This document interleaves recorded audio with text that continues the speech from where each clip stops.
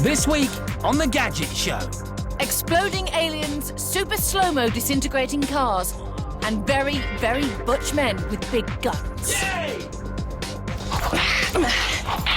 We're now truly living in the next generation of computer gameplay, but the big question still remains: PC or console? Wow, check this out. It's like a dream. Susie and I loosen up our pixels, flex our dual-core processors, and go head-to-head to decide which is really best for the ultimate in gameplay. And John works out if the shuffle is king of the Munchkin MP3 players. Hello and welcome to The Gadget Show. Now, the more observant amongst you may have noticed over the course of the last few weeks that we've got a new addition to the studio. It's this, our studio computer. We use it for general stuff, web surfing, testing out software, that sort of thing. But don't be fooled, because this is a thoroughbred gaming machine. It's from a company called Vadim Computers. It costs a whopping £3,500, and it's designed to get the very best graphics and speed from today's computer games. Now, I've spent hours on this computer in between takes in the studio, playing one of my favourite games, World War II Online. It's a massive game that can have more than 250,000 players on the same map, all logged in, playing at the same time. Now, I've got to be honest with you, my current computer at home just can't handle this, my favourite game, and it's quite upsetting. And to see it on this hardcore gaming computer really does put things in perspective. And you know, I've really missed this computer when I've not been in the studio. And it's made me realise that I need to upgrade to a real butt-kicking machine. So, buying a gaming PC, it's a pretty daunting task. There are so many options to choose from. But don't worry, because I've just spent hours and hours agonising over the spec for my new gaming PC. So, take a walk with me, and I'll tell you everything you need to know. The single most important part of any gaming PC is the graphics card. It's a supreme number cruncher. It turns raw data into pretty pictures, kind of like an art department on steroids. What you want is a graphics card that will provide the best looking pictures in the quickest time. The latest and fastest graphics cards could set you back over £1,000, but you don't need to spend a fortune if you spend wisely. An NVIDIA GTX is a top-of-the-range card, but it's pricey. Go for this GTS card instead. It's only 20% slower, but it's a whopping 50% cheaper. And to be fair, many of the games available today won't make use of what the top cards have to offer. A much better idea is to wait a few months, buy what is now a top card at a discounted price, and slot it into your machine. The CPU is your computer's brain. It's the part of the computer that tells the other parts what to do. Now, you might assume that buying the most expensive CPU available is the best thing to do. Well, think again. The fastest Intel quad-core, a chip with 4 little brains inside, costs a lot of money. For half the price, you can get a cheaper chip and overclock it. This is where you take a chip and make it run faster and work quicker than it's supposed to. But I don't recommend that you try this yourselves. Get it wrong and your chip could massively overheat. It could burn out. It could even set things on fire. There are plenty of companies that will do the job for you and do it well using water or refrigeration to cool the insides of your computer. Your hard drive is where all your data is stored. And when you're building a gaming PC, it's not just about how big your hard drive is, it's about how fast it is. The best gaming hard drives like this Raptor spin at a whopping 10,000 RPM. But if you double up, you could get even faster gameplay. For gaming, you should opt for a RAID system that splits the information across 2 drives, delivering the same amount of data in half the time. You should opt for a RAID system that splits the information across 2 drives. Kind of like employing 2 delivery vans instead of 1. Finally, we come to RAM, Random Access Memory, the high-speed information motorways within your computer that make all your computer's tasks run smoothly and simultaneously. Now, in the age of graphics cards, RAM isn't as important as it used to be, but in my opinion, you can never have too much. So, when all's said and done, where do you go to shop for a gaming PC? Well, that all depends on what you want. If you've got the time, money and inclination, Then companies like Vadim and Arbico will spec up a computer for you how you want it. And they'll be on hand to walk you through the process. This awesome machine from Mesh Computers is good if you just want to buy something off the shelf. You won't even begin to use the power of its 2 graphics cards until new games are developed, so it should keep you happy for ages. If you're on a budget, then don't despair. This is a good option for £1,500. And this computer from Arbico won't set the world on fire, but it's pretty decent for 500 quid. And remember, you can always upgrade bit by bit. And what did I buy? Well, I bought this. It's a custom-built machine to my exact specifications. Inside, I've got 2 times 2.4 gigahertz processor.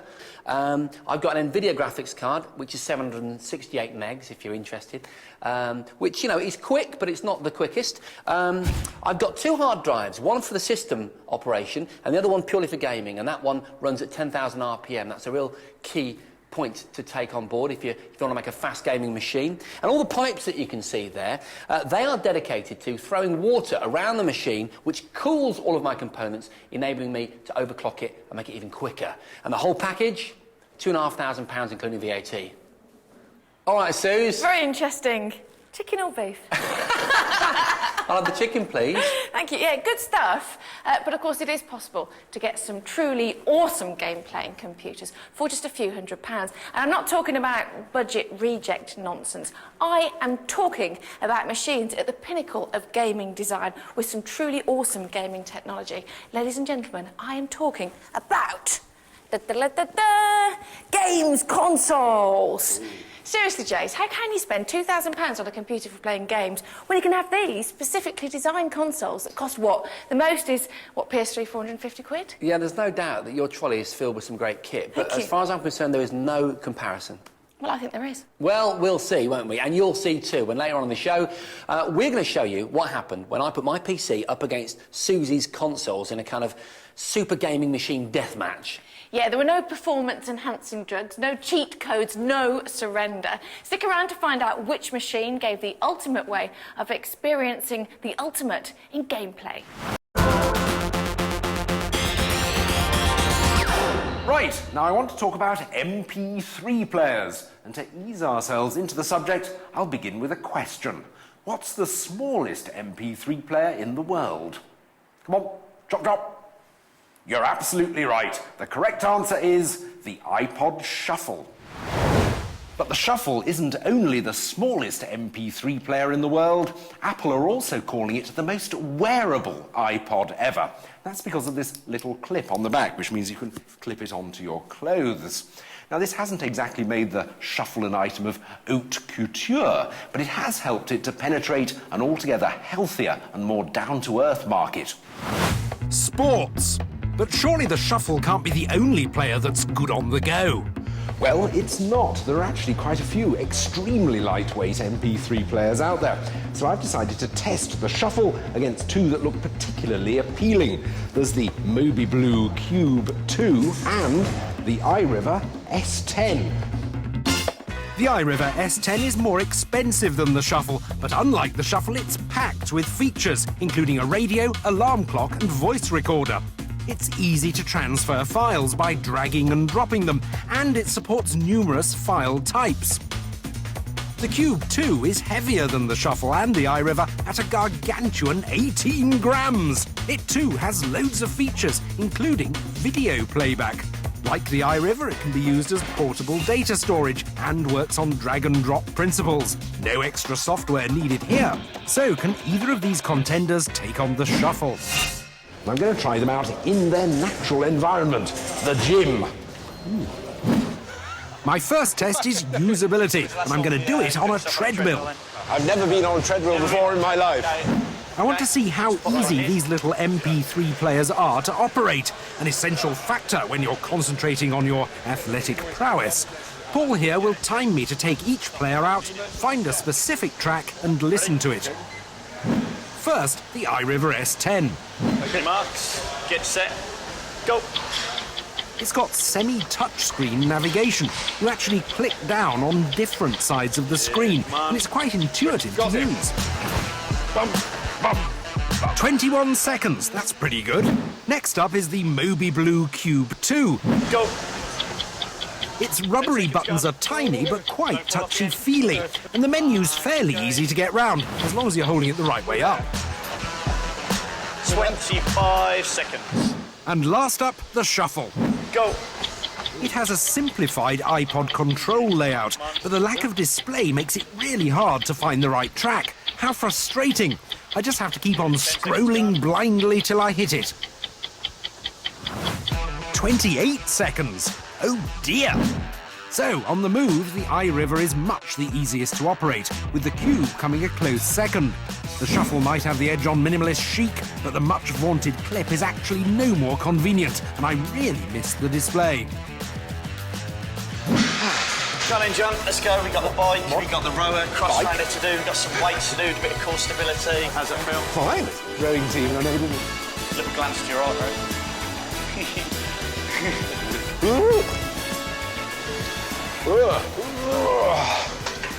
My next test is for sound quality, and for that I've got to resist the almost irresistible temptation to keep using these machines, sit down quietly, concentrate, and have a massage.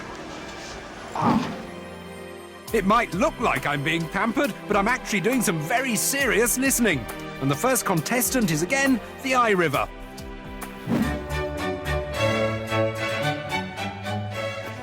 And this iRiver actually sounds really good. There's a great sort of depth and detail to the sound, but don't take my word for it. We have the highly expertly trained ears of our sound man Tim here. Do you know, that's very impressive. Very impressive. You feel like you're listening to music as you would, say, at home, but just in a different environment. On to the Cube 2. I don't think this Cube sounds as good. It sounds a bit artificial. That's disappointing. Do you know, it sounds a bit flat. It's boring. It doesn't have that excitement that the iRiver has. Finally, the shuffle. I don't think this shuffle sounds very good at all. There's shades of AM radio about it. They haven't got the top and the bottom right here. So the bit's missing, you think? Yes, it's not exciting, it's not flat, it's just they haven't got it right. So, in the massage test, the iRiver has come out on top again. My next test, though, is for battery life. This iRiver claims to last for 8 hours. Well, I don't fancy running for that long, so I'm going to ask some of these people to test it. I'll give each music player to a different person every hour until its battery runs out. The iRiver has all those features like the radio and timer, but in theory it's got the shortest battery life of our players. The Cube 2 claims to give you 10 hours of tunes. We won't play video for this test. Apple say the Shuffle has a playing life of 12 hours. The lack of a display should help it conserve more energy. And look, the Cube 2 is the first to go at 7.5 hours. Very poor considering the 10-hour claim. The iRiver died 3 minutes after the 8-hour mark, which was better than the manufacturer's claims. But the Shuffle finally gave up the ghost at a stunning 19 hours. Well, it's very nice to see you doing a spot of working out at the gym, Mr. Bentley. Yes, I'm certainly not used to that sort of thing, but those machines are really very user-friendly because I'm not stiff at all the day after this. Aren't you?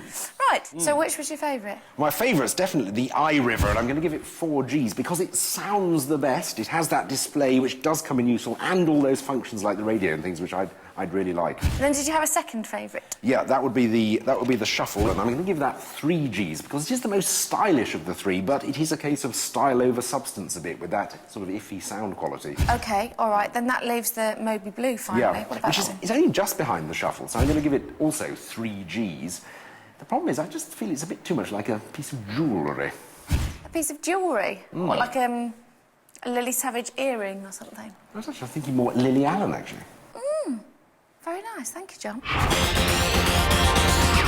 Still on the subject of reviewing gadgets, I'd like to draw your attention to this, the Gadget Show website. You'll find us at 5.tv/Gadget Show, and we've just been through something of a redesign with the express purpose of making it easier for you to find the best gadgets to buy in a particular category. All you need to do is go to the homepage, go down the left-hand side, and you'll see a series of gadget categories.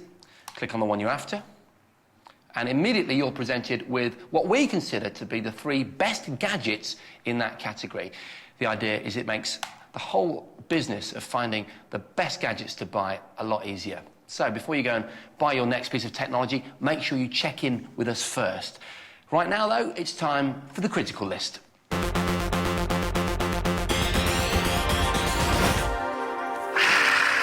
On the critical list, we look at what's latest and what's best in a certain area of gadgetry. And this week, we are looking at watches. Where's John, by the way? John, where is he at? I'm over here. What?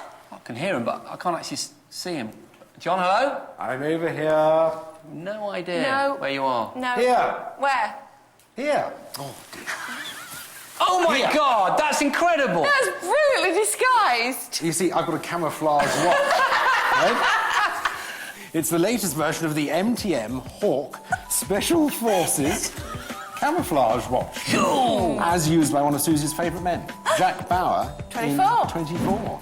Like a bit of Jack. Oh, I love a bit of Jack. And as used for real by those prolific consumers of gadgets, the US Special Forces. And what's remarkable about it is this amazingly tough camouflage coating produced by a process called physical vapor disposition. This makes it much tougher than normal camouflage Okay, so that's it doesn't coatings. chip. So it Because doesn't they're very chip, right? fashion conscious, those Spec Absolutely. Forces guys. Yep, quite right. It's also got built-in illumination, nice blue colour for covert operations, and a bright light for a sort of torch that you can see a mile away. Anyway, can you do me a favour? Yes. Because for my gadget, I need you to go downstairs. Would you mind terribly in your outfit? Oh, that'd be great. Thank you. Right. Okay. Oops, sorry. Can I show you mine? Yeah, what you got? It's really cool. OK, it's called the Zypad, all right? It's like something from Star Trek, except, unlike Star Trek, it's real. You can buy this thing. It's a wrist-mounted computer. Wow. I've kind of shoehorned it into this watch piece. So it does actually tell the time. it does That's the tell only time, thing. But it does loads of other things as well. Anything that a normal sort of laptop will do. It's got the Windows CE operating system, OK? It's got Bluetooth, Wi-Fi, so you can connect it to the web. In fact, I am... Connectivity then? Yeah, I'm connected to the web right now. Look, there's the Gadget Show website. It's also got an accelerometer built in, which is very, very cool. It means essentially if I drop my arm like this, you see, it goes off. They can conserve the battery.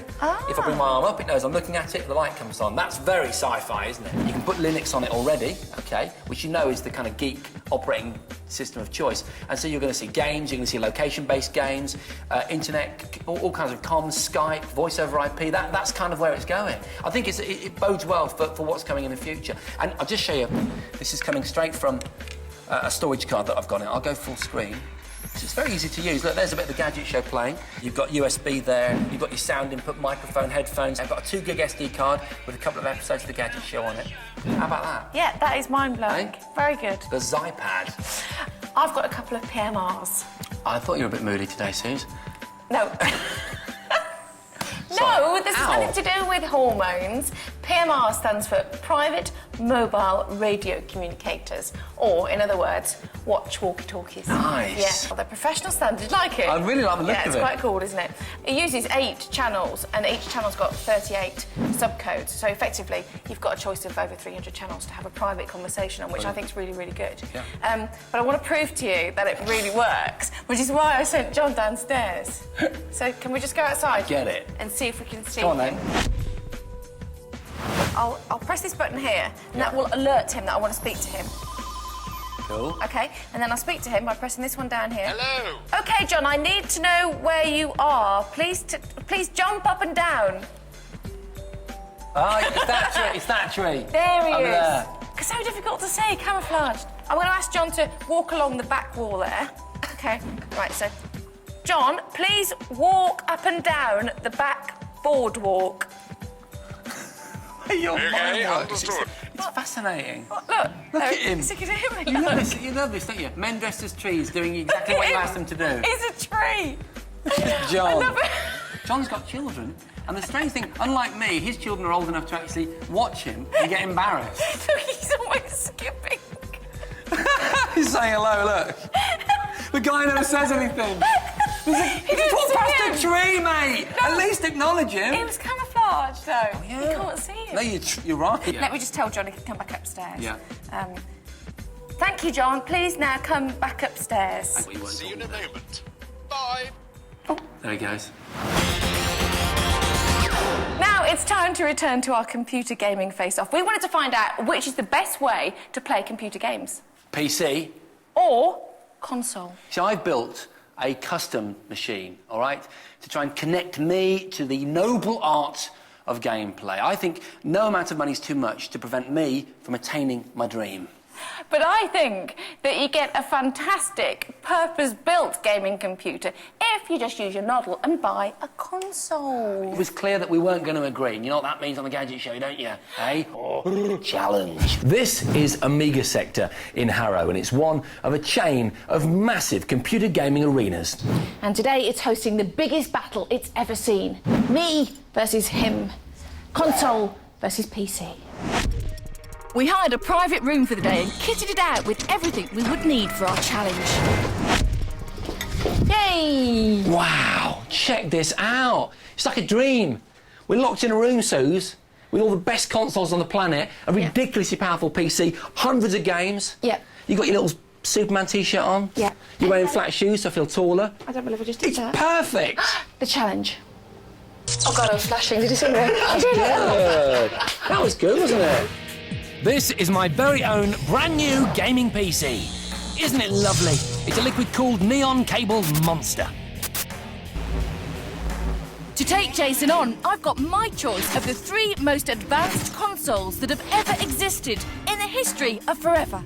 The Nintendo Wii, the Xbox 360, and the new boy on the block, the PlayStation 3 from Sony. We've got 3 tests lined up, and in a bid for victory, I can choose whichever console I think is most suited to each specific test. This is a test of gameplay. The Nintendo Wii is the machine that I am putting forward for this challenge. Now, I know I'm no gaming expert, but I do love playing with my Wii. Yes, I do know what I've just said, but our 27-year-old director just can't help himself, and he still thinks that jokes about Wii are funny. Despite the gratuitous use of obvious puns, the Wii has been a massive success. Every single Wii that has been produced has been sold pretty much straight away. That's over 6 million. Yes! It's great for this gameplay test, as the Bluetooth controllers with their motion sensors make it really fun to play. You control the game characters with a real-life wave of the arm, flick of the wrist, or smack in the face, which is brilliant. For me, it depends what your definition of fun is. I mean, there's no question that Susie's having a great time over there with the Wii, and I'm a big fan of the console, but it's a very simple, arcade, physical experience. For me, my fun is about hardcore gaming, the opportunity to not just play a game, but to recreate reality. And the PC is the king of this. There are games you could lose yourself in for days if you wanted. The PC has gameplay that is second to none. And there's a whole bunch of peripheral controllers that add to the experience. You can even build your own. My mate Bob built this 747 cockpit in his living room for a flight sim. Even the basic keyboard and mouse make for some of the most enjoyable gaming experiences ever. Go on. Oh, there is no finer computer gaming interface than a keyboard and mouse. It's just so perfect, so evolved. It's as simple to use as a knife and fork. Yeah. And so, by offering such an intense and varied gaming banquet, as opposed to the Wii's light arcade snack, it's the PC that wins the gameplay round. OK, first I'm going to blind, bamboozle and baffle you with numbers. I've spent a lot of time and money on the insides of this computer, so prepare to be blown away by my specs. And I don't mean these ones. I mean the ones in there. The insides of this PC are a genuine work of art. Just look, you can see them here.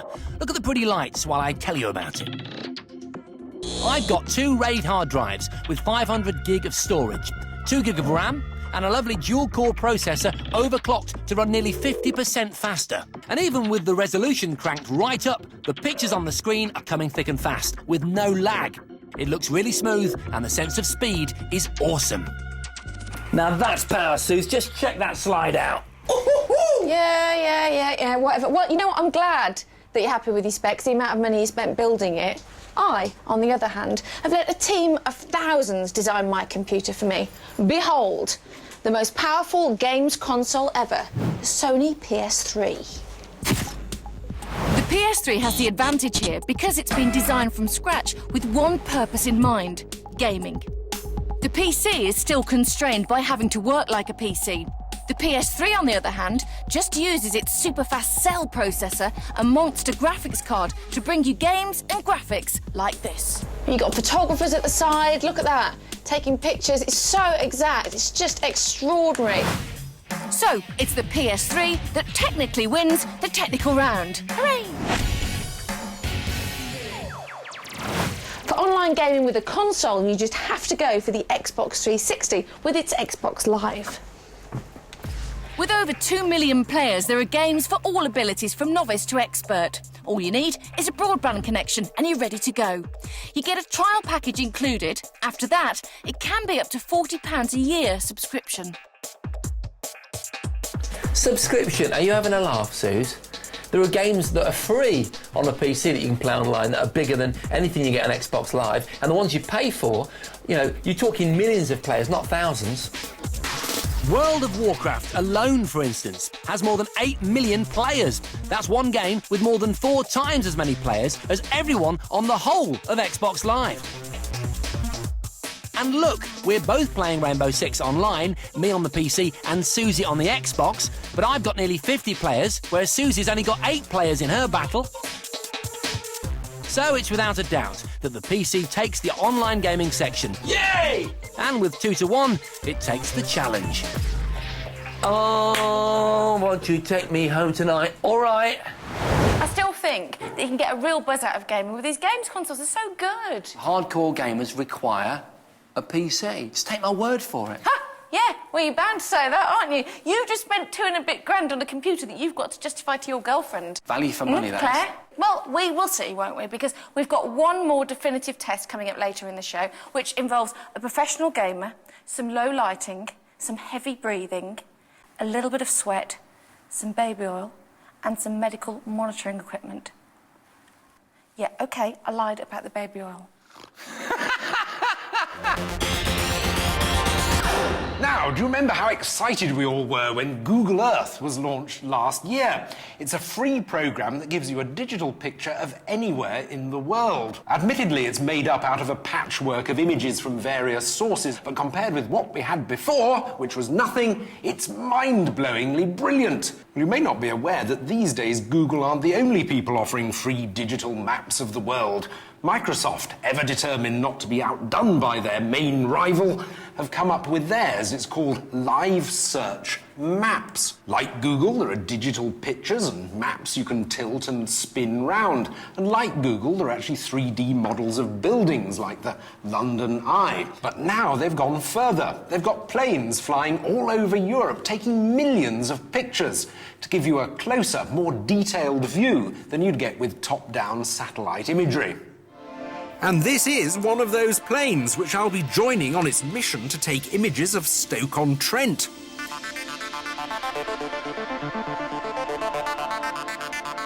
Five specially developed cameras are mounted over a hole in the floor. They each take an 11-megapixel photo every second, giving carpet coverage from different angles of what's below. This year alone, the cameras have taken over 5 million images.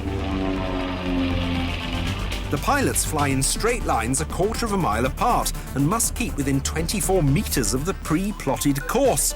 And they've got to fly slower than 108 knots or the pictures become too blurred to use. The images are so detailed that every pixel represents just 15 centimetres at ground level. By the end of 2008, they hope to have covered 900 European cities. That's everywhere with a population of more than 50,000 people. The result of all this work will be that when you enter a location in Live Search Maps, you should be able to look at it from at least 5 different angles in very high detail. And it does work. That's the picture I get if I enter the postcode for the Gadget Show studio. And I can zoom right in. That window there is that window there. Brilliant. Compare that with the picture I get on Google Earth, which is very much top-down. I can zoom into it again, but all I get is a picture of the roof. I can tilt it up, but I don't. I just get the same flat picture tilted up. not half as satisfying. Though I have to say, the coverage does vary depending on where you're looking. But remember, they're both free, so my advice would be to download them both and use them both. Time for another short break now. But after that, we're putting our gaming computers to the ultimate test. Can they excite a cool-headed, steady-handed professional gamer? Stick around to find out.